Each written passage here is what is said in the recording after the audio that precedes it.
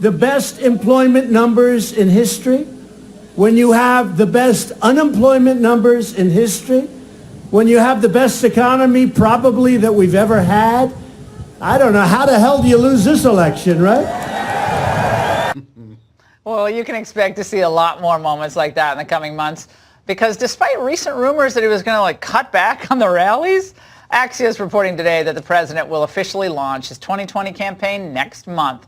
There's a gigantic field looking to take him down, and we're going to go through some of them and imagine how these candidates would match up against Donald Trump. Here with me now for some analysis, he's been a stranger. Former White House Chief of Staff Reince Priebus. Reince, it seems like yesterday in the 2016 campaign. I know. Cannot believe we're here already. But why is Biden now hailing himself as the consensus candidate? And look, he's blowing the doors off it so far in all the polls. It doesn't matter. Well, look, I mean, if you look at what the American people think out there, there's only 30% of the American people not even think socialism is remotely compatible with our country. And you have Joe Biden, who is reluctantly starting to creep to the left. And what you have to do, I think, and everyone has to put their mindset in the Midwest, the president won by 36 electoral votes.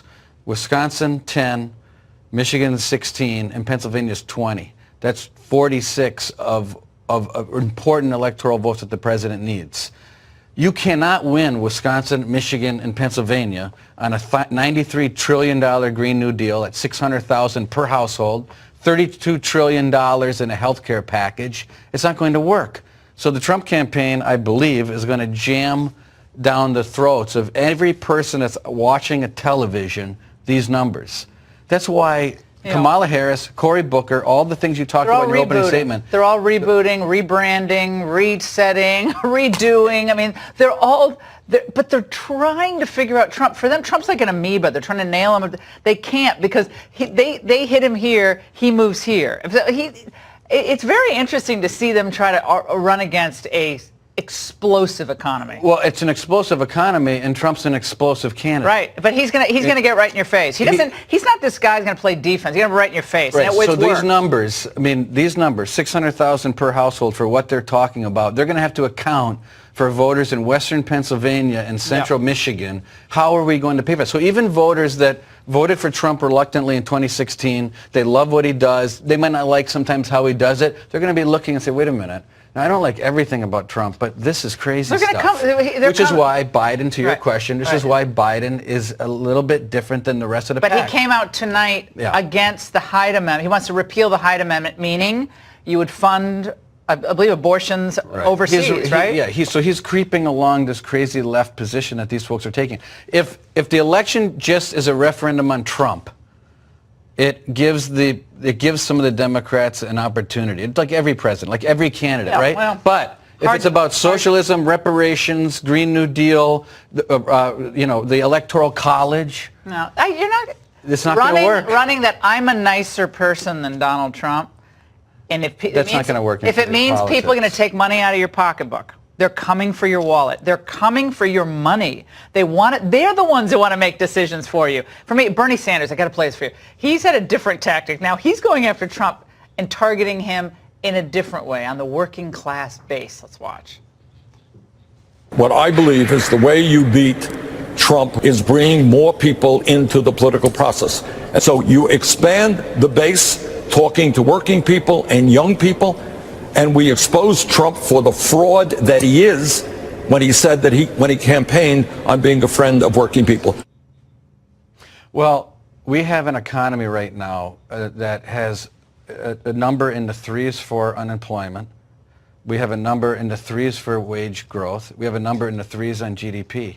This isn't a roaring economy. People know on the economy alone, the president gets an A+. But they're never making an argument that we're going to raise the GDP by 0.5% more. They're not arguing that they're better than Trump at running the economy. They've never argued that. The classic Reagan question will be in 2020, are you better off today than you were when he came into office in 2016? And people can say economically they are. Walker lost Wisconsin. Is Trump in any danger of losing Wisconsin? Oh, I think that the president's, I think for a Republican to win Wisconsin, Michigan, and Pennsylvania at any given presidential election is going to be tough. It's going to be a fight. This is not going to be easy. It doesn't matter what everyone says. This is going to be a fight. And, you know, the Democrats are energized. The Republicans will be energized. This is going to be the biggest political battle in modern history. You going to be out there? I'm going to be out there, sure. I'd love it. I can't stop from being out there. That's why I'm back on your show. Come on, we got to So I'm back now. All right. I'm going to come back. Mueller report's over. Mueller report's over. Yeah, so your agent's fielding requests. You came we'll be across all right. pretty well in the Mueller report. My goodness, Yeah, I Ryan. think No so. problems. All right, thanks for being here You bet. tonight. Come back soon. Oh, Pennsylvania, you old friend. Oh, those Amish, they're so farmish. Once again, shaping up to be among the most important states in the 2020 election. Tonight at a rally there, President Trump promised to make the state a top priority. Watch. I'll be seeing a lot of you over the next year. I'll be here a lot. Got to win this state. Got to win this state. We did great last time. Remember the polls, the fake polls that they put out? Suppression. They call them suppression polls. Pennsylvania will go to Hillary Clinton. Unfortunately for them, didn't work out that way. Oh, we got to win this state. All right. The president has a problem. A new Quinnipiac poll shows Democratic frontrunner Joe Biden leading the president 53-42 in the Keystone State. The former vice president has chosen Philadelphia as his campaign headquarters and officially kicked off his campaign with a speech there on Saturday. So can anyone win the White House without winning Pennsylvania? Here with me tonight, GOP pollster and WPA Intelligence CEO Chris Wilson is back, fresh off the outnumbered couch today. It was a fun time. It was absolutely glorious. So let's shift gears and talk about Joe Biden's game in Pennsylvania. How critical is it to a victory for him? I think it's critical for Donald Trump that he win it. It's 20 electoral votes. It's tough to figure out where those would come from and where he would replace them. I think it's smart of Biden to kick off his campaign from there and to place his headquarters there. And it was impressive for what Donald Trump did tonight. I mean, the academic literature in political science tells you that rallies are really the most important indicator of what happens, and it's the most important indicator in terms of how you can persuade voters.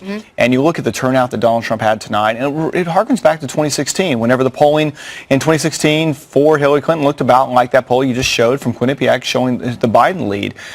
But Trump was showing up. He was getting big rallies. But I'll give Biden credit. He's probably already done more to try and turn out the vote in Pennsylvania than Hillary Clinton did in all of 2016. Oh, boy, are they internalizing her failed lessons. They have. He's going to Michigan. They're having the convention in Wisconsin. They are truly learning the lessons of that. But the other challenge I think they've got is they're fighting the last war. And the other thing literature shows us is that fighting the last war is usually does not lead to success. Yeah. And I really believe it is the Trump campaign, as he moves to now kicking off his reelection effort, has got the wind at their sails from an economic standpoint. I mean, lowest unemployment for African Americans, lowest unemployment for Hispanics, lowest unemployment in 50 years, lowest unemployment for women. They have, wages are up. And you look at just Pennsylvania alone, in the last 2 years under Donald Trump, 5,000 manufacturing jobs created. Under the 8 years of Obama-Biden, 50,000 manufacturing jobs lost. And so the contrast there does not work in Biden's favor. It works in Donald Trump's favor. It doesn't, and I think you're right about that. And you know, the case that Biden will make is the Obama economy set the president up for this economic proliferation, which is one way of putting, at some point, this administration gets to take credit for the economy. What I want to know, and these are two hot button issues for voters in the Midwest, immigration and the trade war with China. Which one is more important for the president to shore up in order to gain more of a foothold in those states? Well, it depends on how you define shoring up. I think right now what the president is doing in terms of taking on China and the challenges that Joe Biden has in terms of the vulnerabilities he has around China are pretty dramatic. And I think the American public, and the data shows this, is behind the president taking a strong stand on foreign policy. There was a lot of problems that existed, and I speak about this again from a public opinion standpoint in sort of the Obama-Biden apology tour and the fact that they allowed what the American people saw as foreign countries to kind of push us around, and the fact that... And it looks like Biden wants to go back to that in terms of how he's talking about China and minimizing China, saying they're not really a threat to us, but that is their reason for being. That's right. They've got a 50-year plan to rule the world and be the single global hegemon. $1 trillion invested in our economy right now. It is the challenges that exist right now with China and our economy and moving forward cannot be understated, and I think, I should say, cannot be overstated. And I think the fact that Biden is trying to downplay those is a real problem for him. And if the American public begins to focus on that, and that becomes an issue in the campaign, that's really, you look at what is the Biden shot to Okay, winning, so if if the honeymoon is still happening, when it ends, does Bernie make up enough ground to become the front runner? It's a great question. Who becomes the anti-Biden candidate? Yes. And at this point, because they're all going to attack him. They are. But they They're gonna come have to after him define strong. themselves in a four-dimensional way in order to take the front runner They spot. do, and as each one of them try and grab their different lanes. And you look at like the Buttigieg town hall from this weekend. I mean, he's trying to become sort of the younger, policy-oriented, left of center, but middle left type of candidate. And look, Bernie Sanders right now is becoming the candidate of older white male socialists, and that's a pretty thin lane to run in. And he's going to have to grow beyond that. Yeah, And you his said that numbers start Bernie to- has a lot of problems with minorities and women. He does. When he was into the South, he did well in Iowa and New Hampshire, but he did that, Kennedy, because he was the anti-Hillary Clinton candidate. Yeah. And can he do that just off of being the anti-Biden candidate when there's 22, or I don't know, maybe it'd be 24, No, I 25 think you're absolutely choices right. It's a as we totally move different through? race. You have to look forward. You can't look back. You That's right. can't use your playbook from 4 years ago or 20 years ago, and that's a mistake losing candidates make. Chris Wilson, come back early and often. Anytime. Very good.